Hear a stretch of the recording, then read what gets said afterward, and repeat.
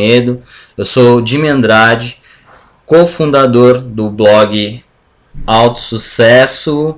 Bom, o Kleber já mandou uma pergunta aqui junto com o Rafael. Pessoal, eu só vou pedir assim, ao longo da palestra a gente dá uma paradinha e começa a responder as perguntas, tá ok? Eu vou dar uma introdução, porque assim, tem muita gente que não tá nem, como eu posso dizer, acostumado aos vocabulários de mercado, o que é análise técnica, o que é análise fundamentalista, né?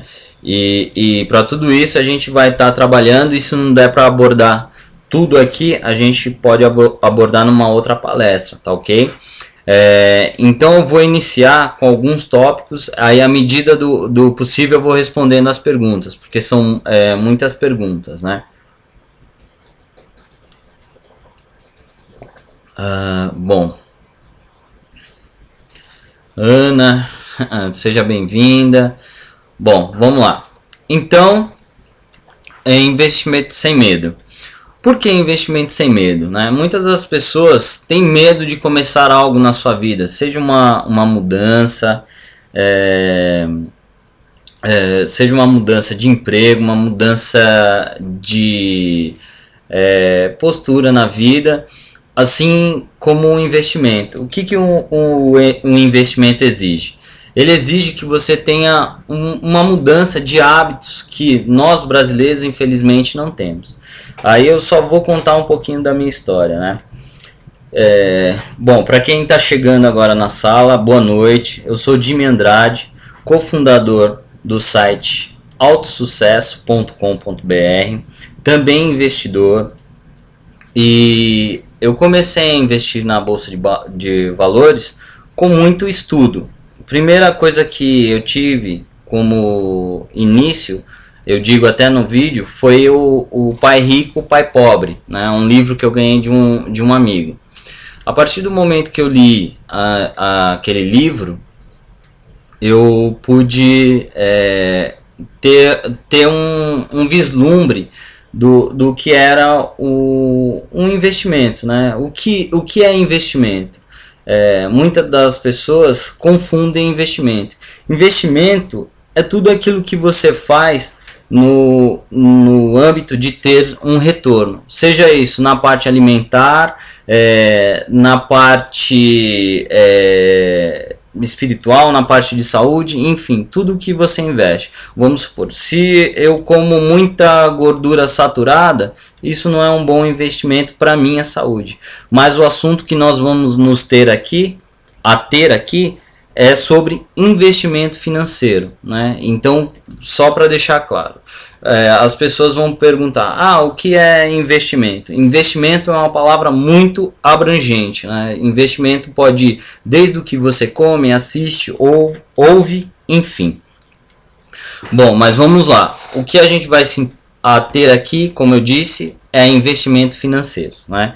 E principalmente por onde começar, né? Onde eu inicio esse programa aí dos investimentos. Como eu disse, né?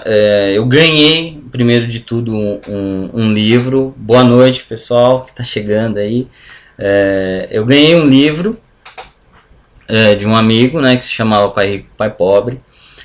E só por ter lido aquele livro, eu achei que eu poderia me aventurar pela bolsa. Foi uma das coisas que eu criei uma grande identificação. Eu comecei investindo em fundos, né? Fundos de ações. E eu peguei um momento bem complicado, turbulento. Foi a crise de 2008. Né? Costumo dizer que eu sou filho da crise. Ou seja, o que eu fiz? Eu pulei aí uma das primeiras etapas que eu escrevo. E depois de ter cometido esse erro, eu comecei a estudar bastante, né? Sobre a educação financeira, o que era o mercado de ações, o que era mercado de fundos, né?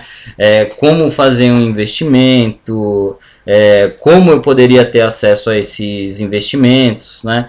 Que foi, tem até uma pergunta aqui que já me pergunta se eu sou fundamentalista. Deixa eu ver aqui, é do Kleber, né? Kleber, eu procuro mesclar um pouquinho de análise fundamentalista, mas eu sou mais o que se chama de análise técnica. O que é a análise técnica e o que é a análise fundamentalista, né? O que acontece? A análise técnica, ela trabalha com muitos dados gráficos, como eu posso dizer, num termo bem simples para não assustar as pessoas que estão entrando aqui. O que acontece? Eu coleto abertura e fechamento de mercado, candlestick, tudo isso eu vou comentar mais para frente, mas só para a gente não ficar nisso, porque está tendo muita pergunta a respeito disso, só para a gente não se ater, eu vou falar disso mais para frente. Mas a educação, como eu estava falando, é um dos primeiros processos para quem quer começar a investir, ou seja, conhecimento, porque imagina a seguinte situação: eu querer aplicar regras de xadrez num jogo de basquete. Eu sou um ótimo jogador de xadrez, mas eu vou para a quadra aplicando as regras de xadrez, por mais que eu me esforce, qual o resultado que eu vou ter, né? Então isso é muito, como posso dizer, é muito relativo. Por exemplo, eu tenho 2,20 metros, outro exemplo, e vou querer pilotar um carro de Fórmula 1. Só pela própria genética eu não vou conseguir entrar dentro do cockpit. Então você tem que correlacionar o assunto que você quer participar do mercado, seja ele ouro, dólar, moeda, selo, imóveis, né? Então tudo é uma oportunidade para você se educar, se pesquisar. Acumular, né? A gente vai falar um pouco também do processo de acumulação. Feito primeiro essa etapa de educação, o segundo passo seria a acumulação. O que é acumulação? Você, não sei, pessoal, só quero deixar uma coisa aqui clara, que tudo o que eu estou falando aqui, se vocês procurarem na internet, vocês vão achar. Eu não sou dono da verdade, tá? Que é uma coisa que eu quero deixar bem claro aqui. Nada que eu falar aqui é uma coisa unânime. Tem vários caminhos para se chegar a esse ao sucesso financeiro, né? E primeiro de tudo, eu estou colocando aqui alguns tópicos, mas o primeiro de tudo é você pensar o que você quer quando você está investindo, né? Eu lembro que em 2006 eu escrevi um texto onde eu dizia por que eu queria me tornar independente financeiro, né? Porque eu queria ter mais tempo para ficar com os meus amigos, queria ter mais tempo para ficar com a minha família, entendeu? Queria ter liberdade de ir e vir para qualquer lugar do mundo, né? E, contudo, ser mais feliz. Mas isso não quer dizer que eu tendo um montante gigantesco de dinheiro eu vou ser mais feliz, né? O que eu ensino aqui é técnicas para que vocês possam ter melhores resultados, tá? E como eu estou dizendo, tudo que eu falar aqui vocês podem encontrar na internet de maneira solta. E o que eu estou tentando fazer aqui é colocar tudo de uma forma integrada, aqui respondendo algumas perguntas. Então, você tem que passar por um processo de educação, um processo de acumulação que você vai fazendo ao longo da sua carreira, seja ele com mesada dos pais, seja ele trabalhando, né? ou tem alguns aqui na sala que estão perguntando que já tem alguns imóveis de aluguel. Isso é uma forma de renda, né? Só que eu posso fazer com que essa forma de renda possa me render muito mais. Mas voltando aqui, isso é para quem está começando. Então a acumulação é uma parte fundamental do processo, e a outra é a simulação, né? Para que essa parte da simulação? Para que as pessoas possam ir conhecendo, ir adentrando sem ter nenhum risco, né? Vamos lá para o próximo. Onde eu falo da parte de educação, né? Um dos mitos que a gente tem na Bolsa de Valores é que não se ganha dinheiro. Por que cria-se esses mitos, né? De não se ganha dinheiro na Bolsa.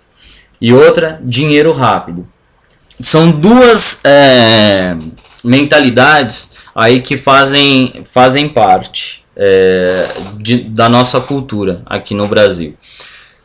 A pessoa que desconhece, ou seja, logo abaixo eu coloco as regras do jogo. A pessoa que desconhece, muitas das vezes entra na bolsa sem saber o que é uma ação, o que é um fundo, que foi o meu caso. Eu entrei sem saber, eu só ouvi falar e simplesmente porque tinha lido um livro, eu achava que sabia o que estava fazendo. E você não sabe, né? Você entra lá, você não sabe como é a ação, como se comporta, como oscila, porque dentro desse outro tópico do dinheiro rápido, nós brasileiros temos a mentalidade de especular, colocar um dinheiro e que esse dinheiro cresça de forma muito rápida. Isso acontecia no passado, né? A poupança tinha juros exorbitantes, só que hoje em dia já não acontece mais, porque as taxas de juros vêm caindo. Ou seja, o que está acontecendo aqui no momento histórico do país? As taxas de juros estão indo buscar países mais estáveis, como Estados Unidos, Europa, que tem taxa de juros aí anuais abaixo de 1%. E isso é a tendência no futuro. Eu não sei mensurar o tempo que isso vai acontecer aqui no Brasil, mas a tendência é buscar os países mais desenvolvidos nesse segmento. Mas como eu estava falando, ou seja, as pessoas criam esses mitos porque não conhecem as regras do jogo. Uma pessoa que entra na bolsa, por exemplo, tive vários amigos que entraram e aplicaram tudo de uma vez. Ou seja, eles já quebraram uma das regras que nós temos de não colocar todo o seu dinheiro num investimento só. E o que eles fizeram? Eles não estão acostumados a movimentos muito brutos do mercado. E o que eles fizeram? Houve uma queda que foi muito impactante. Muitos deles realizaram um prejuízo, ou seja, saíram antes do tempo. E depois de um período normal, o mercado voltou à sua curva normal, esse dinheiro voltou a subir. Só que essa pessoa não participava do mercado. Então, devido a esse registro dela ter realizado o prejuízo, ela sai dizendo que o mercado não dá dinheiro, né? E pelo desconhecimento. E aí a pessoa que entra no mercado e acha que vai ter o dinheiro rápido, como você tinha há 20 anos atrás, que você coloca, empata o seu dinheiro lá, seja em fundos, seja em ações, seja em contratos futuros, enfim, e acha que isso vai ter um rendimento sem ele olhar, ele está enganado. Então essas são algumas das regrinhas do jogo que tem. Primeira regra: nunca coloca seu dinheiro no que você não conhece. Tudo, como eu disse, exige um pouco de conhecimento e dedicação de tempo. E o dinheiro rápido, muitas das vezes, pode acabar atrapalhando o seu plano de independência financeira. Na acumulação aqui, o que eu sugiro, tá? Isso não, como eu disse, eu não sou o dono da verdade, tá? há várias maneiras, mas um primeiro ponto que a gente deve pensar é em emergência, né? O que acontece? Esse pote da emergência é um dinheiro que tem que estar sempre muito líquido. O que é líquido em termos de mercado? É o dinheiro em espécie, onde você tenha fácil acesso a ele, que ele não esteja numa estrutura rígida. Por exemplo, um imóvel é diferente de dinheiro em espécie. Para eu vender um imóvel, levaria muito tempo para eu conseguir um dinheiro, a não ser que eu queimasse esse imóvel abaixo de preço de mercado, e é uma coisa que nós não queremos. Então, por isso desse pote da emergência. E esse pote de emergência, ele deve ter aí por volta, mais ou menos, ele na verdade tem que ser elástico, tá? Para você fazer dele também um tipo de investimento, mas recomenda-se de 3 a 6 vezes o que você ganha por mês. Sei lá, aí depende muito de como você tá para viver. Por exemplo, você tem pessoas que vivem com R$1.000 por mês, você tem pessoas que vivem com 10 mil por mês, você tem pessoas que vivem com 1 milhão por mês. Aí isso independente, mas você tem que ter esse pote de emergência, né? Você também deve criar um outro pote, que é o da independência financeira. Esse outro pote, você não pode colocar a mão nele de maneira alguma. Por quê? Ele vai ser o pote que vai te trazer tudo aquilo que eu falei no começo. Lembra? Mais tempo com os amigos, mais tempo com a família, para você viajar, para você ter liberdade de fazer o que você quiser na hora que você quiser, investir em cultura. Eu falo muito isso porque quando eu comecei a minha jornada, quando eu tive minha independência financeira, eu comecei a ter muito mais tempo para conhecimento, para aprender novas culturas, conhecer novos países, novas pessoas. Então, tudo isso te abre quando você é mais próspero. E outra coisa também que a independência financeira te traz uma mente empreendedora, né? Porque você ficar somente nos investimentos, uma hora você vai querer, como eu estou fazendo aqui, compartilhar isso com os outros, né? Tanto é que eu criei já 2 empresas aí que a gente tem no mercado, para justamente poder dividir isso com as pessoas e criar uma consciência muito mais empreendedora, porque eu acredito que o futuro do país e de toda uma nação está nas mentes que empreendem, né, que conseguem ver além da caixinha. E esse pote da independência financeira me possibilitou isso, a abertura de novas empresas, né? Outro pote também muito importante é o pote dos prazeres. Eu queria ter uma dimensão aqui só para vocês imaginarem aqui dos potes, né? O pote de emergência seria um pote um pouquinho maior do que o da independência financeira, né? E o da independência financeira seria um pouquinho menor do que o da emergência, e o pote dos prazeres seria o menor dos 3. Por que o pote dos prazeres? Porque não adianta nada eu pegar e como tem livros aí que mencionam, você pegar e cortar gastos severamente.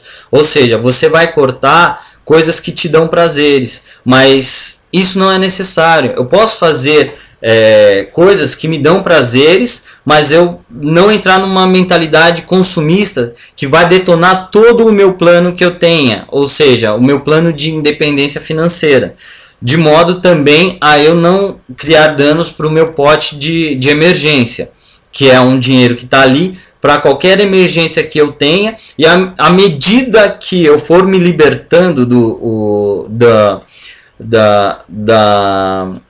desse ciclo de ratos, né, como o Robert Kiyosaki diz no livro de Pai Rico, Pai Pobre, eu vou tendo menos preocupação. Ou seja, o dinheiro de emergência sempre vai estar separado, mas é uma coisa que não vai estar me preocupando mais quando eu for independente financeiramente. E o pote dos prazeres, ele naturalmente ele vai aumentar.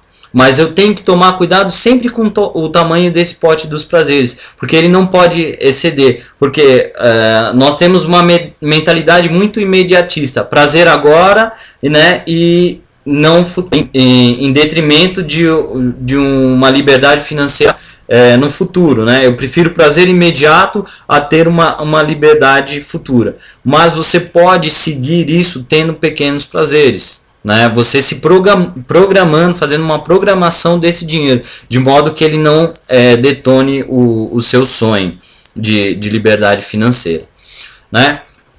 Aí uma coisa que eu falo, né? Simulação. Eu não fiz uma simulação, eu já coloquei o dinheiro na prática e tive muita oneração com dinheiro, eu perdi muito dinheiro para poder aprender. E depois que eu fui ver que havia simuladores, isso foi erro que eu cometi mediante aquele aspecto da educação. Eu deveria ter buscado muito mais conhecimento para não ter danos financeiros. E graças a muitas mentes aí, hoje você tem muitos simuladores gratuitos, né? Tem Invest Bolsa, tem da própria BMF Bovespa, tem N simuladores aí que podem te ajudar a entender um pouquinho mais do mercado, né? Como emitir uma ordem de compra, uma ordem de venda, ordem stop. Inclusive eles incentivam muito através de prêmios, né? Quem consegue uma boa colocação, né, no mercado, tal, vão ganhando prêmios, tal, e podem até conseguir cargos na Bovespa, né? Um amigo meu, um japonês, né, para variar, trabalha lá dentro, tal, e ele fez com simuladores depois de bater vários recordes e tá lá dentro. Mas o que acontece, né? Os simuladores criam na nossa mente o que? Um estado que quando você está simulando na prática, você não tem a preocupação de estar perdendo dinheiro. Isso torna toda a negociação muito mais leve e muito mais descontraída, né? Por exemplo, eu conheço muita gente que, por exemplo, nossa, no simulador eu detono, tal, tenho rendimentos estratosféricos, tal, né? E aí o que acontece? Aí eu coloquei aqui embaixo simular na prática. Ou seja, esse simulador, quando você traz para a prática, muitas pessoas não têm o mesmo resultado. Por exemplo, eu lembro da história de um estadunidense, né, um norte-americano, que ele ensinou sua filha a jogar gamão, né? Eles passavam horas jogando gamão. E a partir do momento que a menina, ele começou a ensiná-la, acho que ela tinha uns 3 anos. E a partir do momento que ela atingiu 5 anos de idade, toda partida a menininha ganhava. Toda. E isso foi até os seus 8 anos de idade. E aí o pai pegou e decidiu, falou assim, bom, filha, agora vamos jogar e toda vez que você ganhar eu te dou $5 e toda vez que eu ganhar você me dá $5, né? E isso ele dava uma mesada para ela, tudo. E a partir do momento que colocou-se mais essa peça em jogo, né, a menina teve uma queda na performance. Ela não conseguia mais ganhar todas as partidas do pai. Por quê? Surgiu o fator preocupação. Isso é um fator que agrava muito nos investimentos. E é o que eu falo para a maioria dos meus clientes, amigos, parentes. Dinheiro de investimento é sempre aquele dinheiro que você não precisa. Por quê? O que vai acontecer? toda vez por você querer que esse dinheiro cresça ou muito rápido ou que ele cresça, você não vai suportar certas oscilações do mercado. Você vai começar a querer mexer naquele dinheiro, muda para cá, muda para lá, muda para cá, muda para lá, e isso não é saudável para o seu dinheiro, porque muitas das vezes, algum momento, por exemplo, falando hoje, quadro atual, hoje você está tendo uma leve crise aí nos mercados mundiais. Isso nada mais toda crise que aparece é uma oportunidade. Então o que você deve ter em mente? Eu faço a simulação, mas eu não tenho a mesma responsabilidade do que simulando na prática. Ou seja, você deve fazer uma projeção do seu caminho ao longo disso. O que eu vou suportar ao longo desse caminho? Durante esse caminho, eu posso ter empresas novas surgindo, eu posso ter empresas quebrando, eu posso ter empresas se mantendo no mercado, porque essa é uma realidade. Mas você tendo o foco, você conseguindo, imagine você num caminho sinuoso, né? E o caminho no mundo dos investimentos não é sempre retinho, como muita gente coloca. Ele é muito sinuoso. Então você tendo essa imagem projetada no seu caminho, você sabe no pote de ouro que você quer chegar, naquele pote da independência financeira, tá? Seja bem-vindo, Dante. Daí o que é bolsa de valores, afinal? Obrigado, Thiago, aí pelas palavras aí. Então, o que é bolsa de valores, né? Em vários termos aí vocês vão achar aí espalhado na internet qual a definição de bolsa de valores. Bolsa de valores é um balcão de negociação como o nome diz, de valores. E esses valores estão em ações, debentures, ETFs, fundos, commodities, ou seja, é um balcão, só que a diferença desse balcão é um balcão organizado, onde se negocia papéis de empresas, contratos. Nós também temos balcões que não organizados, que a gente chama. Qualquer negociação fora de bolsa de valores é chamado balcão não organizado. Ou seja, o que é esse balcão organizado? Você tem toda uma sequência normativa pela Bovespa, onde as empresas têm que agir de total transparência, informando balanços, resultados, qualquer movimentação. Thiago, nada está sendo ótimo. Obrigado, Thiago. O que acontece? Voltando aqui.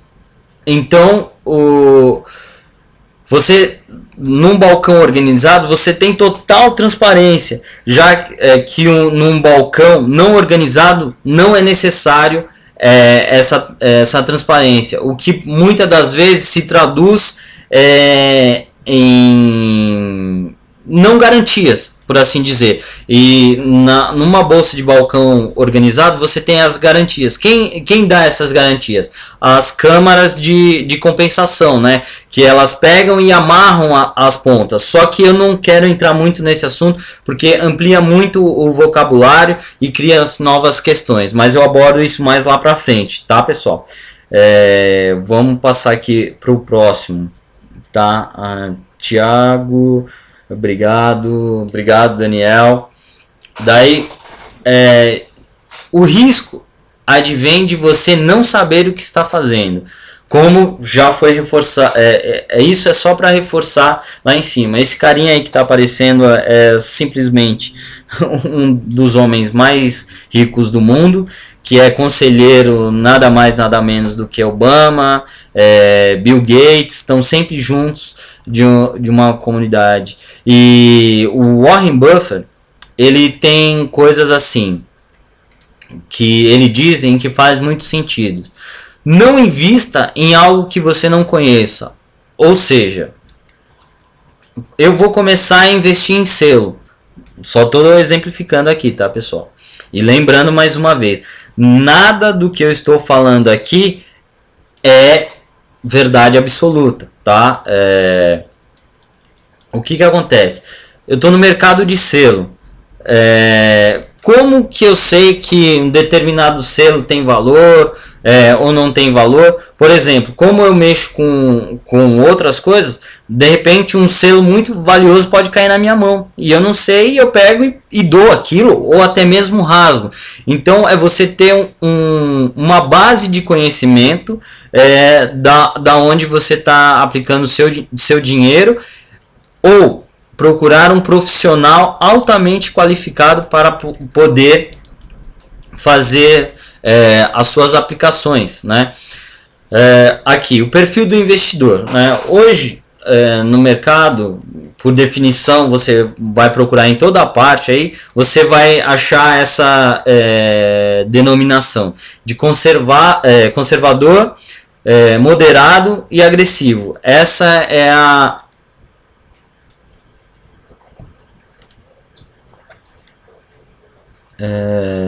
bom, o Thiago está fazendo uma questão aqui. Thiago, depois, como eu falei, mais para frente eu vou abrir um espaço aí para as dúvidas e discussão. E aí a sala tá bombando, tá um monte de pergunta e eu não consigo responder a todos ao mesmo tempo enquanto eu vou falando. Mas, pessoal, mais para frente a gente vai abrir para todas as dúvidas, tá ok? Então, só retomando, e já agradeço. Não, obrigado mais uma vez pelo comentário. Então, só vamos aqui retomar as definições. Então, conservador, moderado e agressivo. O conservador, né, um dos perfis aí que a gente tem, é o cara que ele quer extrema proteção. Né, isso é exagerado, tá, pessoal, que eu tô falando, porque todos nós somos dotados da qualidade de conseguir identificar riscos. Por exemplo, isso eu falo até no vídeo, você vai atravessar a rua, né? Qual o risco que você está correndo ao atravessar a rua? Muitos. Né? Você corre o risco de ser atropelado, você corre o risco de escorregar na faixa, cair e ser atropelado, você corre o risco de uma bicicleta tropeçar, você corre o risco de ser assaltado no farol enquanto espera abrir. Então, isso é tudo um risco calculado, mas nós nem sequer damos conta desse risco porque nós aprendemos a conviver com ele. E é mais ou menos essa mentalidade que tem não que tem que ter, mas é que desejamos ter quando estamos falando em dinheiro. E muita gente brinca, né? Qual a parte mais dolorida do corpo do ser humano? É o bolso. e isso se torna claro nos investimentos. Mas toda vez que eu souber que o que eu estiver fazendo vai ser como atravessar a rua, tá ok? Então, um conservador, ele procura pouco risco.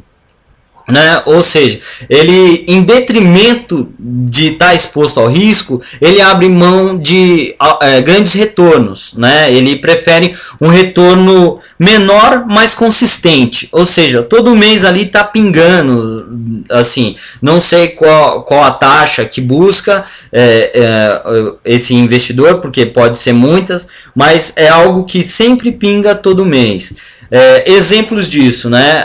Um perfil conservador, ele vai procurar uma poupança, né, junto ao gerente do banco. Ele vai ver algum CDB junto ao seu gerente, só que aí tem toda uma cilada por trás, né, que o gerente ganha através de metas que ele tem que bater, né, num CDB. Então eu aconselho a ficar muito atento às taxas cobradas, né, num CDB, ou até mesmo um fundo da própria instituição financeira que ela possa administrar de renda fixa, né, onde lá tem títulos do governo. Desculpa, pessoal. Só vou beber um pouquinho d'água aqui que minha garganta está muito seca. Já retorno.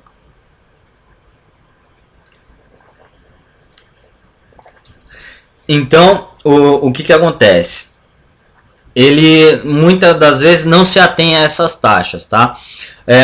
Outro exemplo muito que se oferece em banco é título de capitalização. Eu não sei ao certo no que o título de capitalização é bom, mas deve ser bom para alguém. Eu nunca vi alguém ter rendimentos extraordinários com título de capitalização, além do seu próprio dinheiro corrigido de acordo com índice da poupança, e eu não sei se isso é muito bom, mas a inflação ultimamente tem dado maior do que os rendimentos em poupança. Outra coisa que o conservador procura são títulos pós-fixados do governo, né, que tem um preço já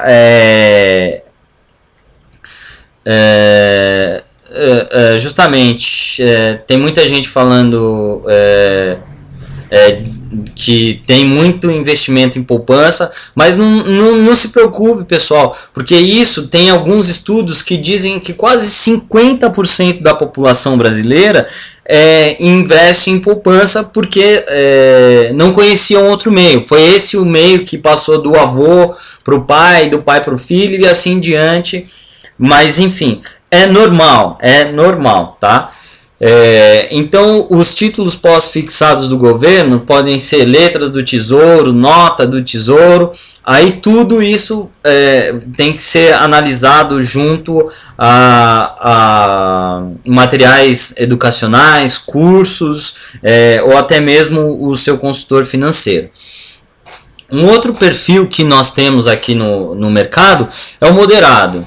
O que seria o moderado, né? Como o nome já diz, né? Fazendo um exemplo com a cervejinha, né? Beba com moderação. Quer dizer, eu posso beber um pouquinho a mais do que o conservador, mas não tanto, né? Então, esse perfil, ele aceita correr um pouquinho mais de risco, né?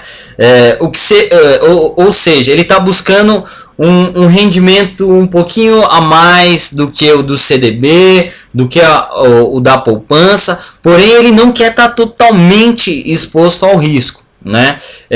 Ele se utiliza desse meio para gerar um pouquinho mais, e aí ele se torna um pouquinho mais arrojado nos investimentos. Ele começa a investir num título pré-fixado, né, diferente do conservador, que ele quer um pós-fixado que tem um preço lá e que não vai variar. Os títulos pré-fixados, ele tem um valor de início, mas ao longo do tempo ele pode mudar. Você tem títulos do governo aí atrelados a Selic, você tem títulos atrelados a inflação.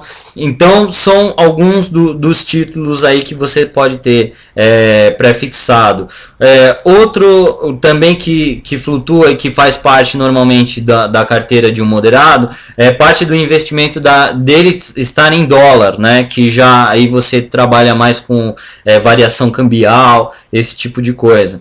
Fundos imobiliários, porque esse perfil ele costuma ter imóveis na carteira dele, e aí ele também começa a diversificar um pouco em fundos imobiliários, que é uma sugestão muito legal para esse perfil, porque imaginemos a seguinte situação: eu tenho uma casa hoje de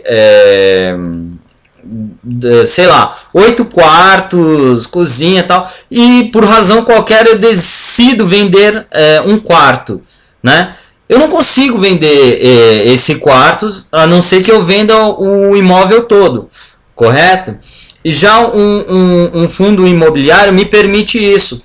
Eu tenho um valor alocado lá, né, nesse fundo, e posso pegar simplesmente parte dele e dissolver. Caso ele esteja no planejamento, lembra daquele pote de emergência? Eu posso ter parte daquele pote de emergência alocado em fundos imobiliários. Aí surgiu uma emergência, eu preciso ver. Você tem fundos imobiliários aí que tem D+3, D+4. O que seria D+3, D+4? O dia que eu pedir o resgate, dali 3 dias eu estou resgatando esse valor, ou seja, ele se torna líquido, né? Diferente de um imóvel. Se eu tenho que colocar um imóvel para vender, muitas das vezes você pode levar meses ou até anos, dependendo do estado do imóvel, localização, esse tipo de coisa. Mas também esse perfil investe muito em debêntures, né, que são papéis que empresas de grande porte, seja ela de capital aberto ou fechado, podem emitir, só que daí vai ser uma negociação para as empresas não listadas em bolsa, para formação de caixa, né? E aí elas dão para você um certo rendimento que você pode tirar como com uns cupons de desconto, né? Mas esse investimento ele é fixado, tá? Ele não é pré-fixado, ele é fixado. Fundos de investimentos, né? Que daí esse perfil ele trabalha com fundos de ação, fundos de cota de fundos, fundos multimercados, né? E às vezes até uma pequena parcela do seu dinheiro está alocado em fundos de alto risco, né? Que o que eu estou vendo está diminuindo bastante, tá? No mercado, mas ainda temos esse tipo de fundo. Agora a gente vai falar do agressivo, como o próprio nome sugere, né? Esse é o tarja preta, né? Que aceita riscos imensos, né, em detrimento do que? De lucros, retornos muito, muito altos. Só que para isso o risco que ele se expõe comparado aos outros dois é gigante. Mas uma pessoa, quando está aceitando esse tipo de risco, ele já estudou muito, fundamentou-se bastante para assumir esse risco. Normalmente, um cara desse, ele opera sozinho, sem o auxílio de um conselheiro financeiro, que os outros dois, em vias de regra, tá, também buscam conselheiros para poderem decidir juntos, né, um jogo aí a 4 mãos, da onde é a melhor opção de investimento para fazer ou iniciar a construção de patrimônio ou gerenciar o seu patrimônio já existente, né? O exemplo desses caras, né, o que eles fazem? Eles investem em ações, né? Normalmente as ações que compõem a carteira dele são ações não tão tradicionais, que a gente tem aí blue chips. Só falando em blue chips aqui no Brasil, no termo de mercado, blue chips seriam aquelas empresas aí que estão há vários anos no mercado, consolidadas aí, que vem ano a ano garantindo um certo rendimento e que não tem crescimentos muito explosivos, vamos assim dizer. E o agressivo, o que ele está procurando? As small caps. O que seriam as small caps? São empresas que estão, como o próprio termo em inglês diz, pequeno capital. São empresas que estão iniciando, dando o seu passo na bolsa, né? Por exemplo, no e-mail que eu mandei para vocês que estão na sala aí, e muitos, eu mandei um exemplo de cisne negro, só que eu mandei o exemplo do peru de Natal. Aqui vai um outro exemplo, né? Tem uma técnica, né, que eu também vou abordar mais para frente num curso que a gente está montando aí para vocês, que é baseada no cisne negro, que é o que? Você escolhe empresas de pequeno capital e você pulveriza lá. Vou pegar um número aqui aleatório, tá? Isso não é sugestão, é simplesmente aleatório só para conseguir ilustrar o exemplo. Você pega 10 small caps lá que tem boa indicação, boa recomendação, seja ela por banco, seja ela pelo seu conselheiro financeiro, e você sabe o que? Essa empresa está iniciando. Nós temos estudos aqui que 50% das empresas fecham, né, nos 2 primeiros anos, e os outros 50% conseguem sobreviver. Ou seja, eu estou colocando um capital ali de alto risco, só que 5 delas sobreviverem vão me trazer lucros muito grandes, né? É diferente de eu investir numa grande que em teoria já cresceu tudo o que teria que crescer e essa pequena que está iniciando, ela tem muito caminho para crescer até ela chegar ao ponto de solidificação dela, né? Aí o que acontece? Esses caras também trabalham muito com contratos futuros de commodities, como grãos, milho, soja, café, contratos em dólar, ouro, petróleo, que tem uma grande volatilidade esses contratos, né? E juntamente faltou uma coisa aqui, mas que está dentro também, são as opções, né? Que seriam derivativos, né? O que é derivativo? Deriva de algo. Muitas das vezes esses contratos podem derivar de ações ou podem derivar de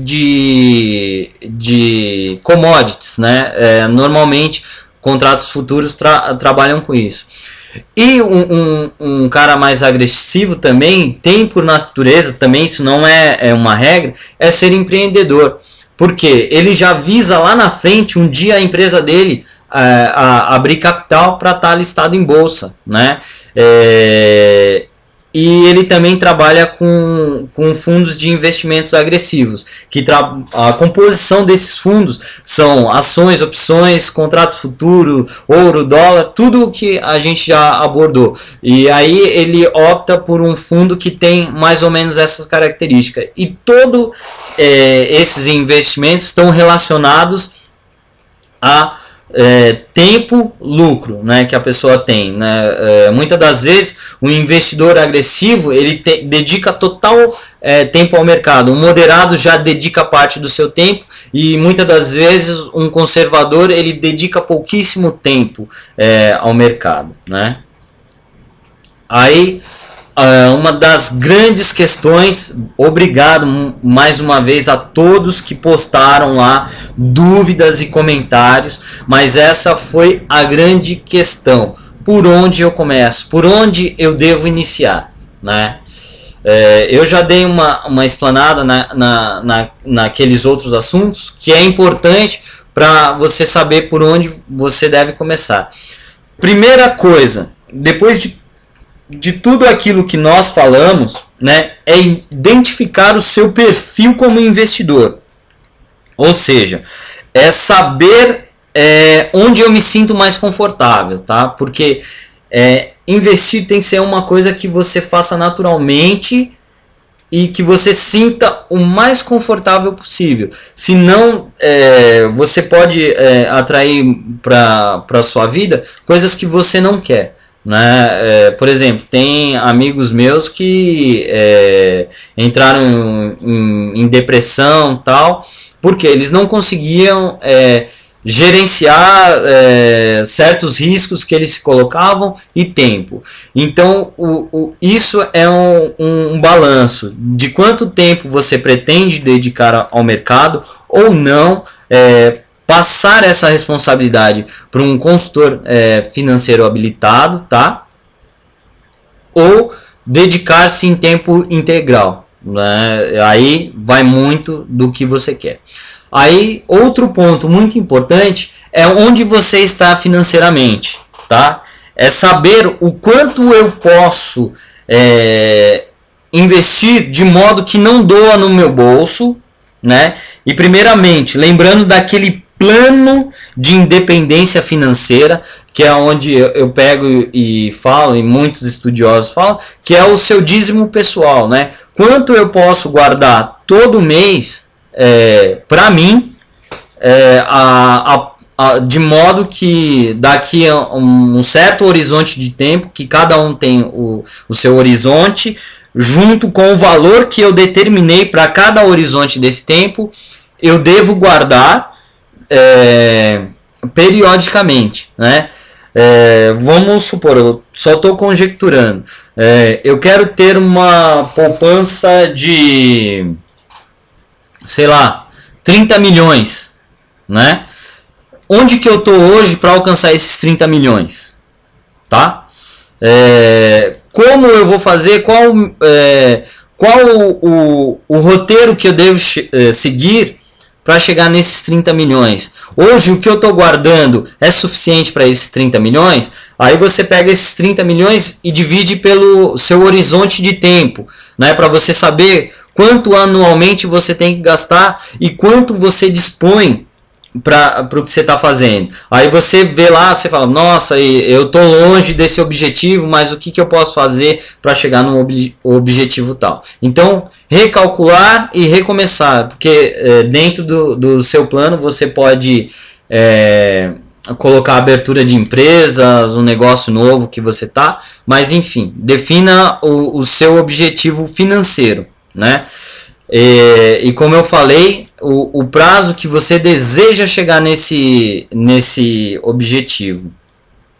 E outra coisa que você tem que ter muito bem é estudar os mercados e escolher o melhor para você. Porque assim, eu estou falando aqui para muitas pessoas que talvez já tenham conhecimento, pelo que eu vi em termos de comentário, e eu tenho outras que não sabem nada, né, do mercado. E ao estudar e ao simular, você vai criando maiores identificações. Por exemplo, eu tinha um amigo, tenho um amigo que ele se identifica muito com o mercado de grãos, né? Tudo que ele faz é voltado a grão, né? Eu falo para ele, pô, quando você vê eu chegando, você vê uma espiga de milho, né? Só falta falar isso.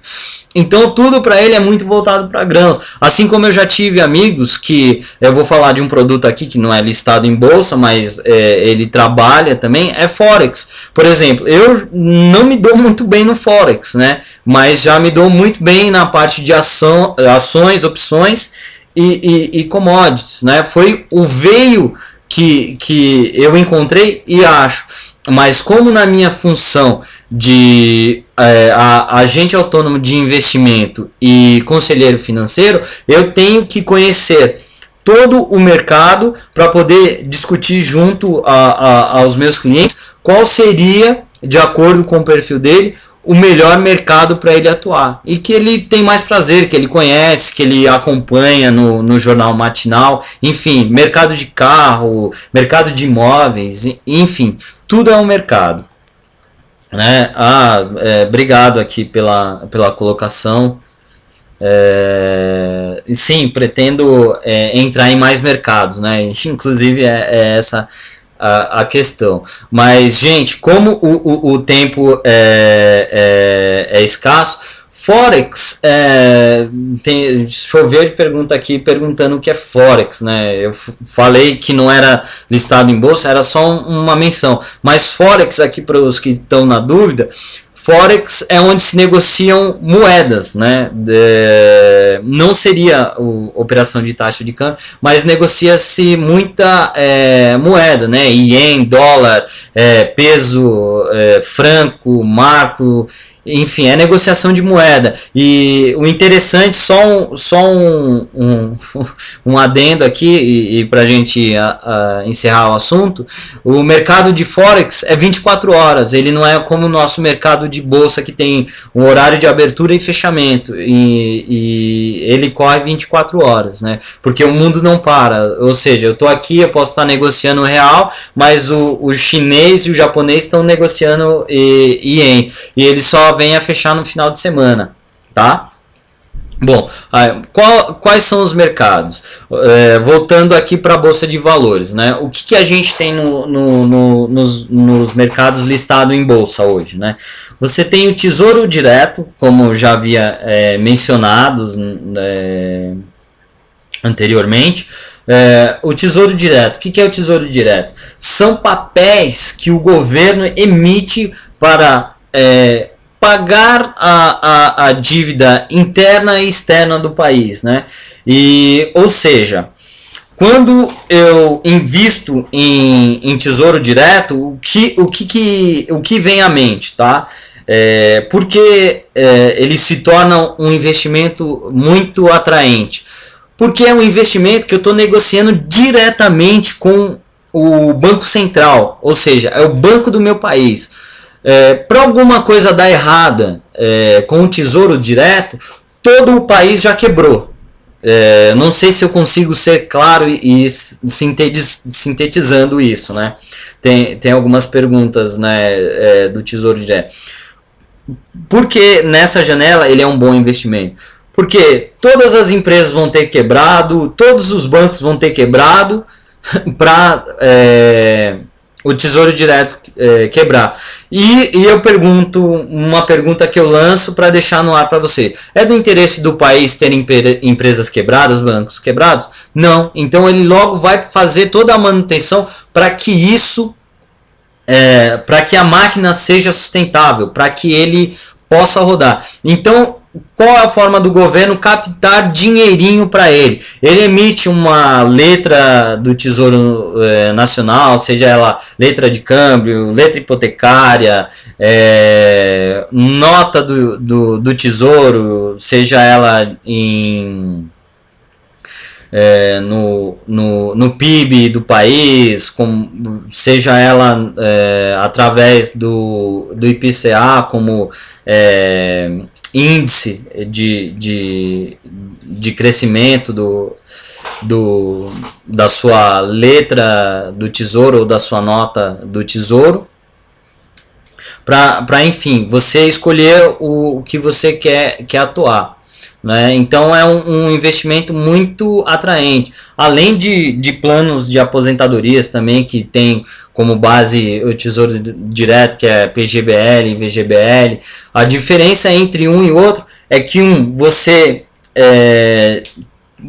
o desconto de imposto de renda você tem já no início, e no outro é no final, quando você vai fazer a retirada. Essa é basicamente a diferença em VGBL e PGBL. Eu não vou me aprofundar muito nesse assunto, né, embora tenha perguntas aqui. Mercado de ações, né? O que seria o mercado de ações? Como eu já disse, é negociado hoje na BMF Bovespa, tá?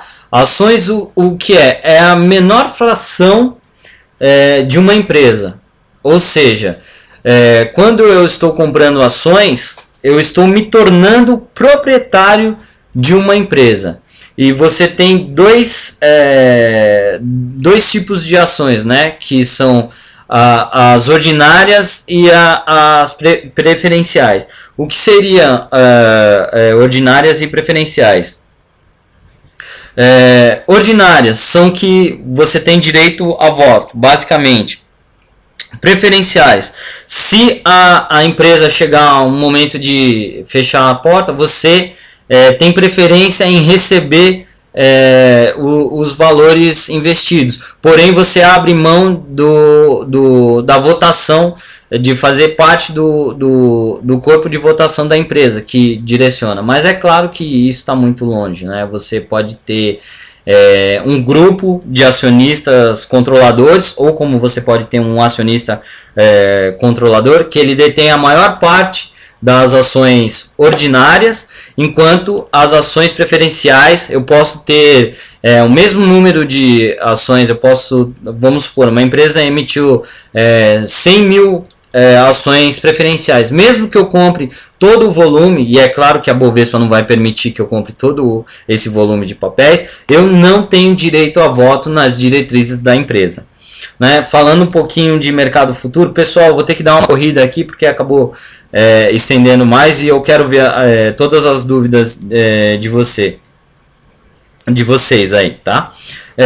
Mercado futuro, como eu já falei, é onde negocia-se commodities, grãos, metais, moedas, e ele também é negociado no balcão,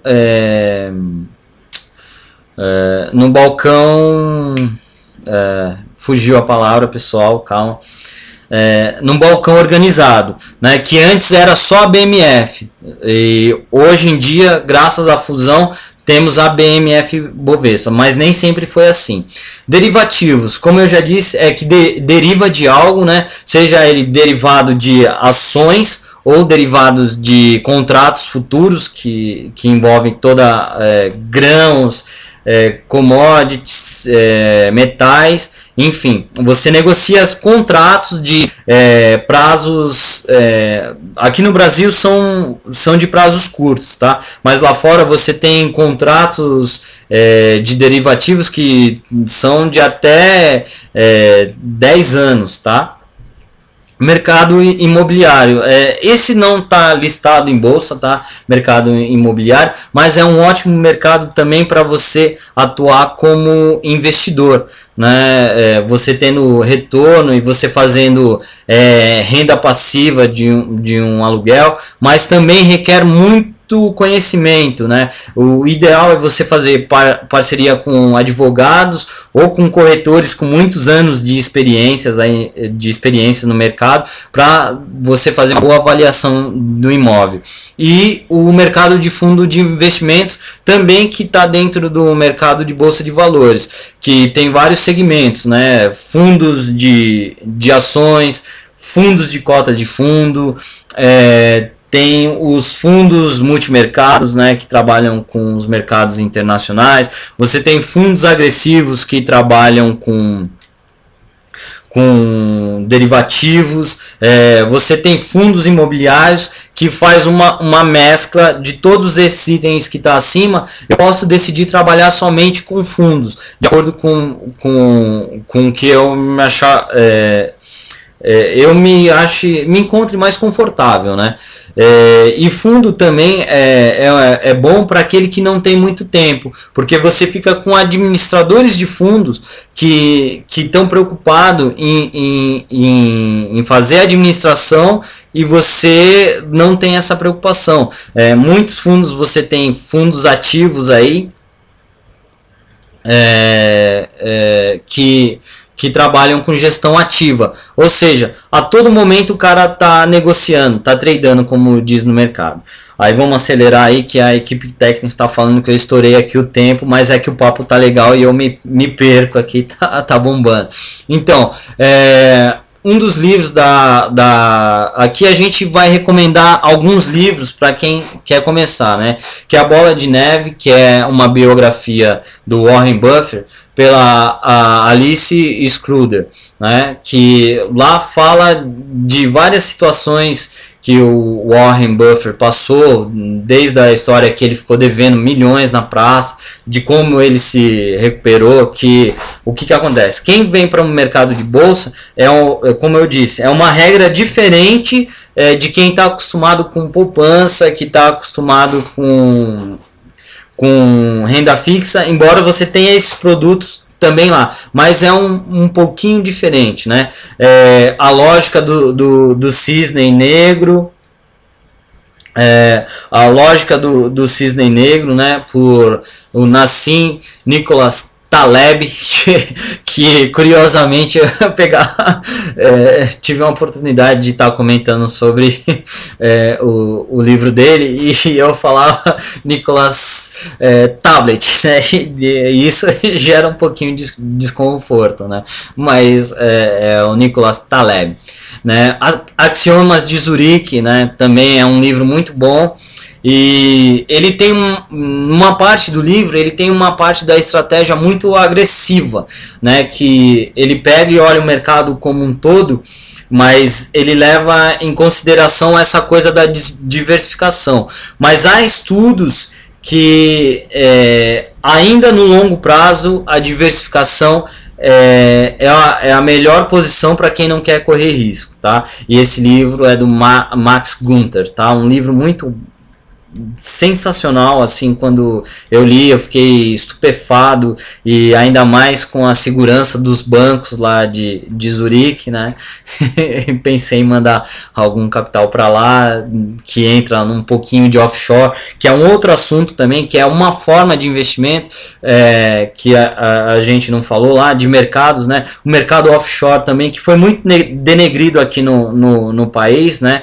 Que só fazendo rapidinho um adendo, né, uma janela para explicar o que é investimento offshore. Investimento offshore é quando você faz investimentos fora do país, né? E é conhecido também como paraíso fiscal. Isso ficou muito denegrido por imagem de pessoas que não estavam declarando dinheiro e estavam mandando para fora. Essa atividade é uma atividade totalmente legal, tá? Desde que você declare o que você está enviando para fora. Mas isso é assunto para uma outra aula, para uma outra palestra, e também vai fazer parte de um curso que a gente vai estar lançando aí para vocês, tá? E outro livro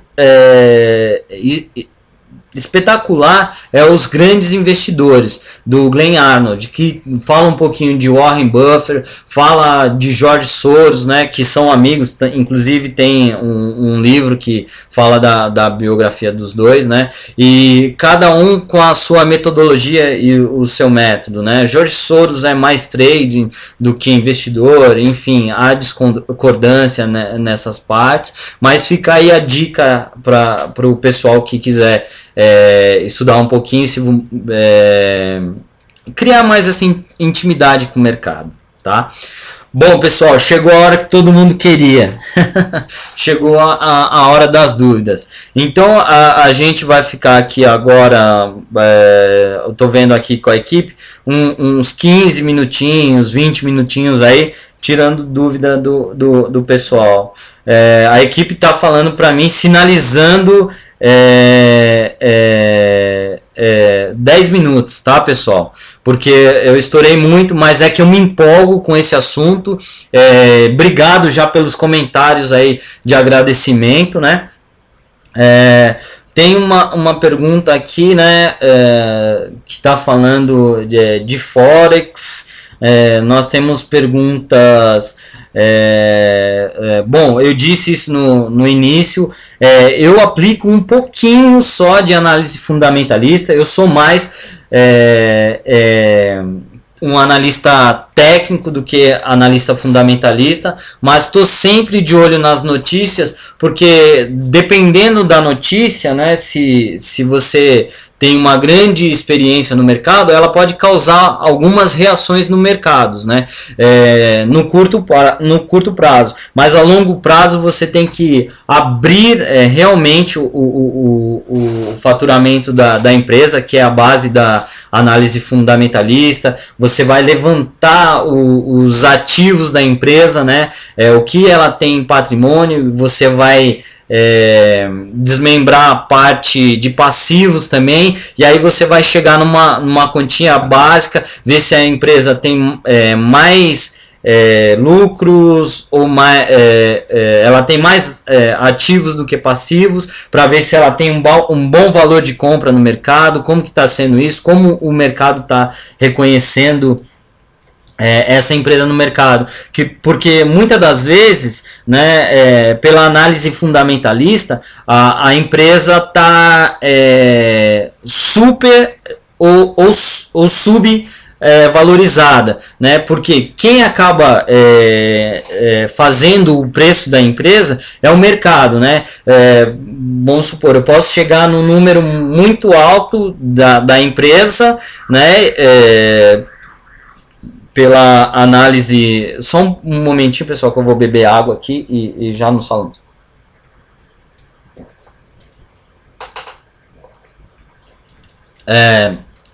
Retomando, a empresa está muito bem avaliada, só que o mercado não reflete isso.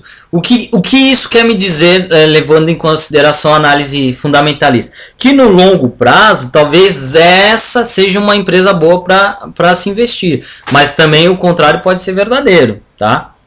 Já na análise técnica, ela é muito mais usada em curto prazo, mas também dá para se aplicar ela no longo prazo. E tudo vai depender da janela de tempo que você tem, né? Daí espero ter respondido a sua pergunta, Cris, tá?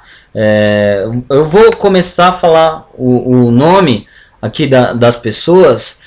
Muito obrigado pela pergunta, tá, Cris? Deixa eu ver um outro aqui e tal.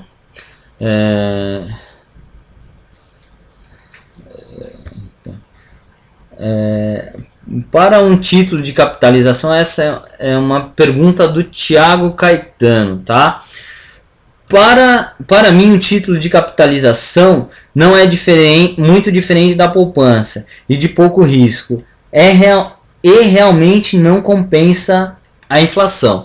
Então, o que é um título de capitalização? Né?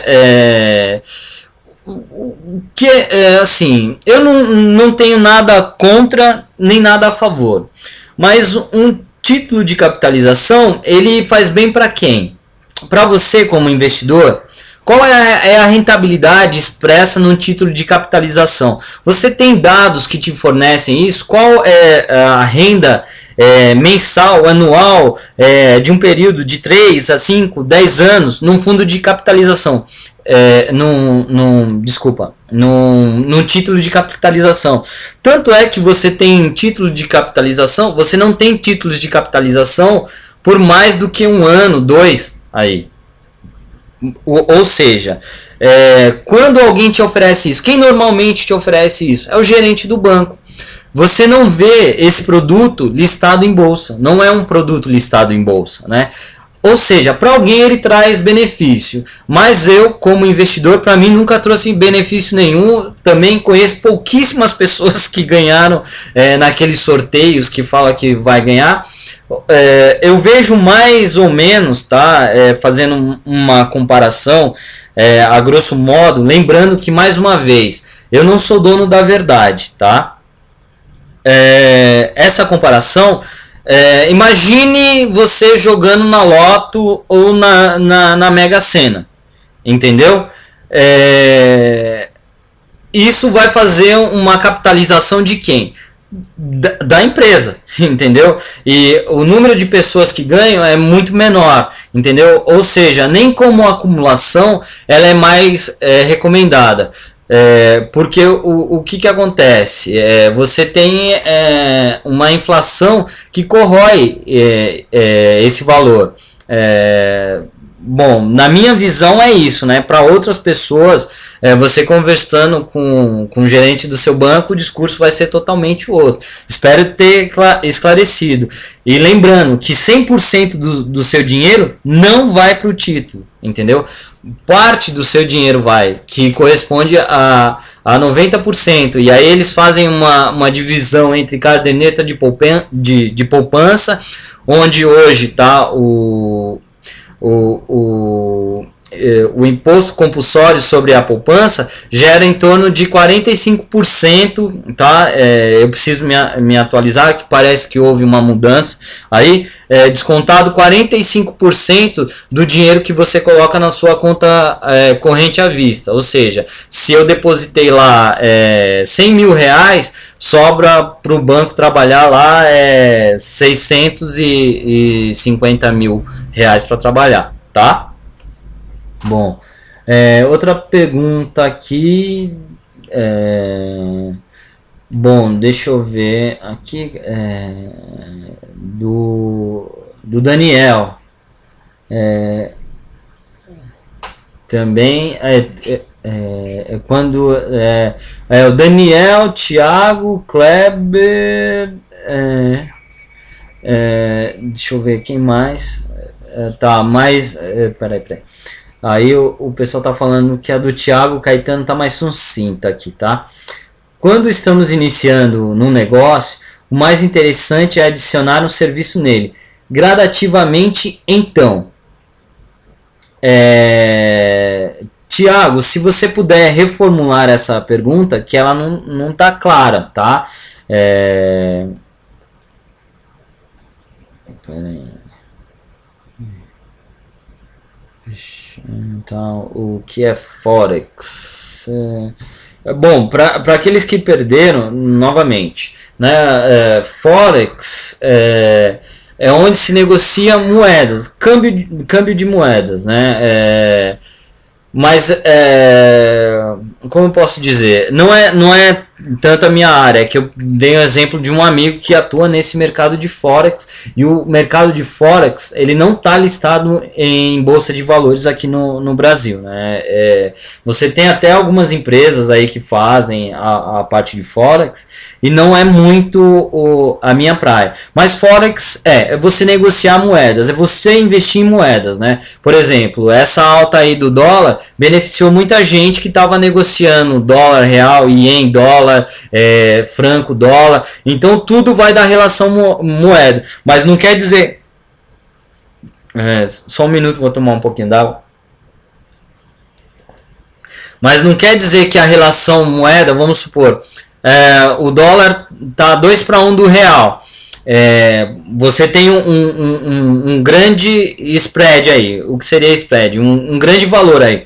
O dólar, o real tá para você comprar $1, você necessita de R$2, tá? É um montante grande.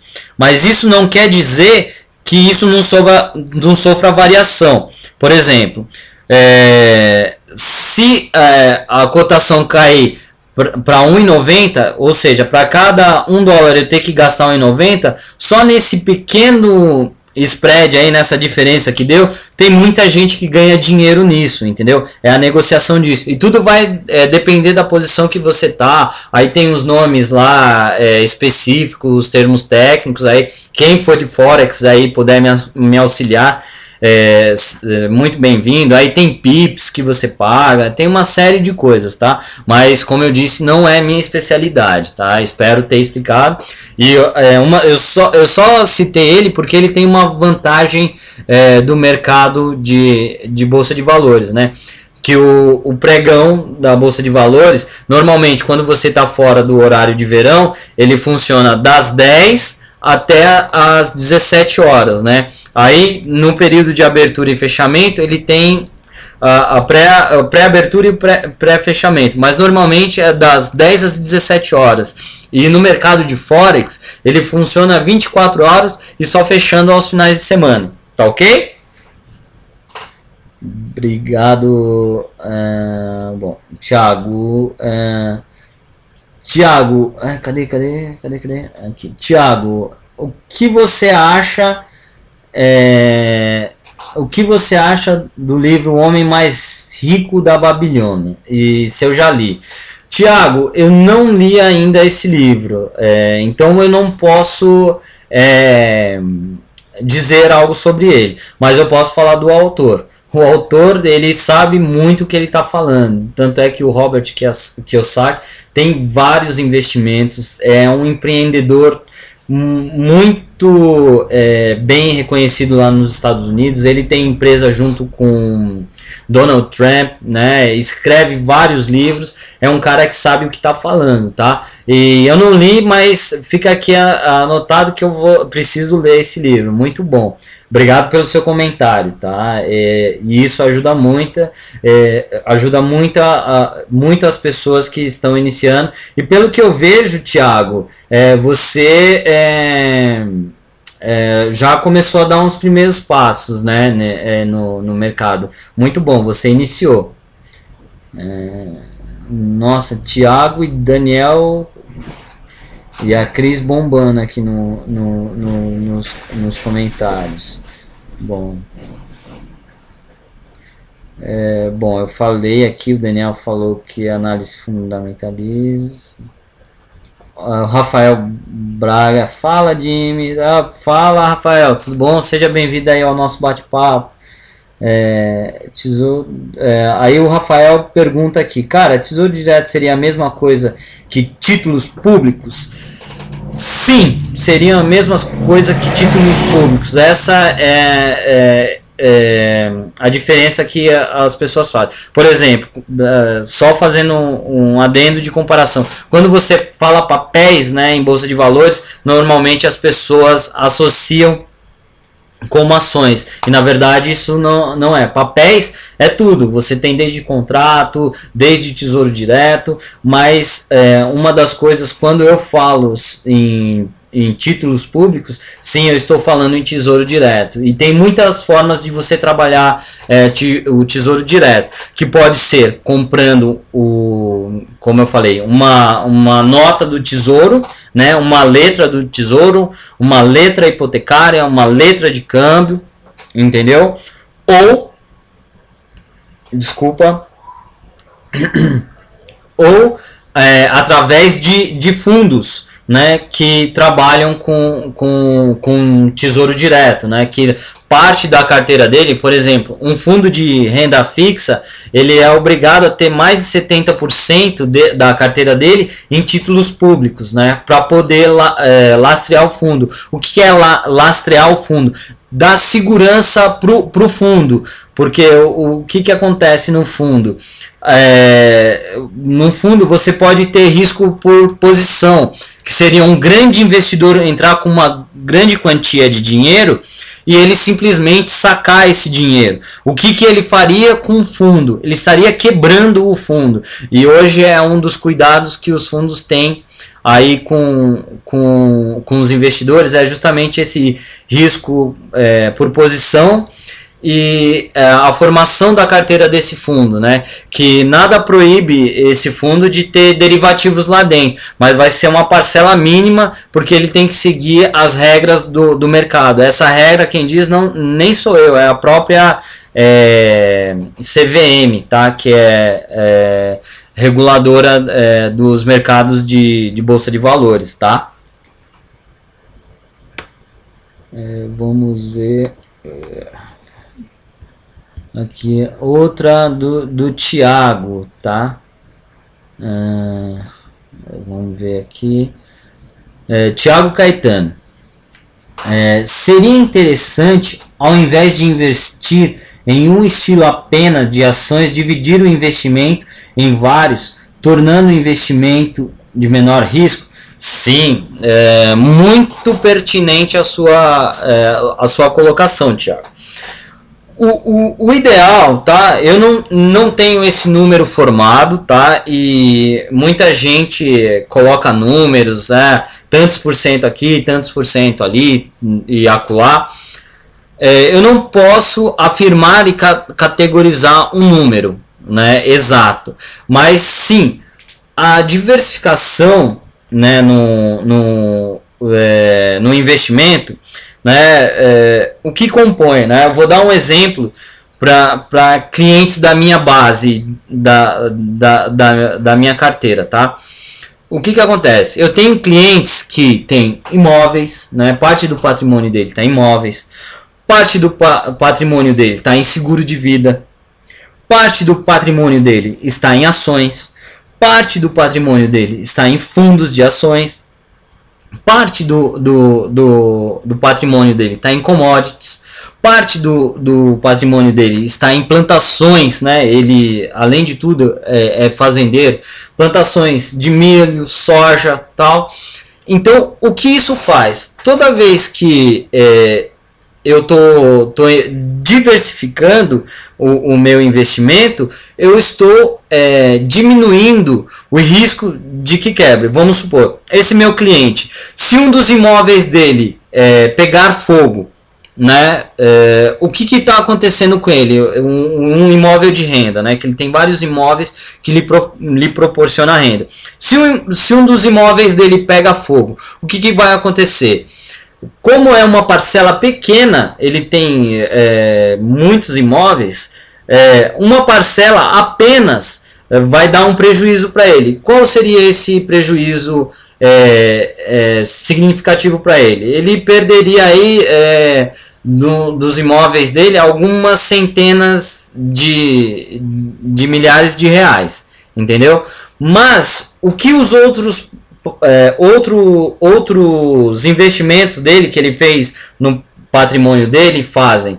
Eles superam esse risco. Qual a chance de todos os negócios dele irem por água abaixo, né? A não ser que tenha uma guerra no país, né? Só assim é o que a gente chama de risco sistemático. Tem uma guerra no país entre um governador, um presidente aí muito louco que fala que vai confiscar a terra de todo mundo, vai confiscar poupança de todo mundo, investimento de todo mundo, a não ser que aconteça isso, a gente mude de presidencialismo para imperialismo, entendeu? Algo do tipo, a não ser que aconteça algo muito louco assim, dessa forma. Mas o ideal é diversificar. E, por exemplo, esse mesmo cliente, ele tem investimentos fora do país, né, que é o que eu citei, offshore. Porque o que acontece? Você tem o seu patrimônio numa legislação diferente, da vigente no país, né? Por exemplo, alguns dos locais que nós temos trabalham com direitos anglo-saxões e não com direito romano, tá? Então só por aí já consigo até uma blindagem do meu patrimônio monetário, mandando para fora do país parte do meu capital, entendeu? Espero ter respondido aí, tá? Pessoal, obrigado mesmo por todas essas perguntas. Vamos fazer só o seguinte, que a equipe está sinalizando aqui, tá? Eu vou selecionar mais 2 perguntas, tá? E a gente vai encerrar. Desde já, muito, mas muito obrigado mesmo por todas as perguntas, por esse tempo que eu tive aqui com vocês, que é uma oportunidade sempre de aprender, e não de ensinar, mas uma troca, tá? E para isso a gente está preparando cursos. Aí tem muita gente perguntando o que é trade, o que é análise técnica. Num próximo vídeo eu vou estar anunciando esse nosso curso aí, que vai ter análise técnica, vai ter análise fundamentalista, vai ter o que é trade, e tudo isso a gente vai abrir nesse canal que a gente está criando aqui com os e-mails, que muita gente chegou aqui através do e-mail, muita gente chegou através do Facebook.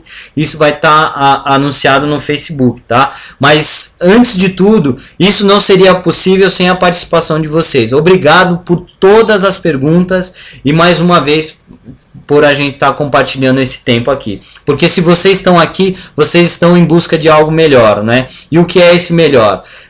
Como eu disse, quando eu fiz o meu plano de mudança de vida, eu queria algo melhor no que? Buscando a felicidade, porque dinheiro só por dinheiro, ninguém está interessado no número. Muitas das pessoas podem ter muito dinheiro, mas podem não ter amigos, não podem ter família, e tudo isso gera um custo. E o que eu quero aqui para vocês é minimizar esse curso, ensinando o pouco que eu tenho, compartilhando minha experiência, né, que eu tive ao longo desse tempo, e que ela possa mudar a vida de pessoas. Mudando a vida de pessoas é que eu acredito que o mundo pode se tornar um lugar melhor, seja ele em qualquer âmbito que seja saúde, seja nas finanças.